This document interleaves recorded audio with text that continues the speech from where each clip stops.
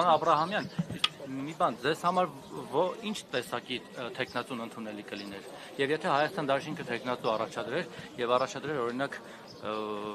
Ռոբերտ Քոչարյանին, կոնկուրենտ օֆիսի առաջնորդ կամ նրա որդուն Լևոն Քոչարյանին, ձեզ համար ընդունելի կլիներ, դուք աներկբա եւ առանց նախապայմանների կհաստատեիք այդ թեկնածությունը։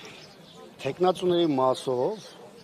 առաջադրումները մենք մինչև ձեր մոտենալը ճիշտ ասած որոշակի մանրամասներով այս թեման քննարկել ենք, այն ինչ որ ներկայացված է մեր առաջին եւ երկրորդ նաեւ հայտարարությունները ֆրակցիայի դրանում հիմնականում ներկայացված է այն մոտեցումներն ու սկզբունքները, որի շրջանակներում պետք է կայանա քննարկումը եւ դրա արդյունքում պետք է լինի առաջադրված թեկնածու։ Հիմա այստեղ կա մի հանգամանք, երբ որ մենք խոսում ենք կոնկրետ թեկնածուների մասով։ Թեկնածուների մասով շատ կարևոր է, որպեսզի հնարավորինս լայն համախմբում տեղի ունենա դրա շուրջ,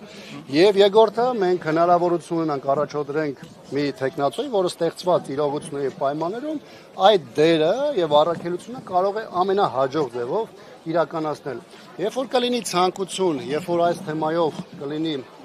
առաջադրում, կլինի քննարկման ցանկություն, մենք բնականաբար պատրաստ ենք առանց նախապայմանների քննարկել բոլոր թեկնածուները եւ մեր դիրքորոշումը շատ հստակ է։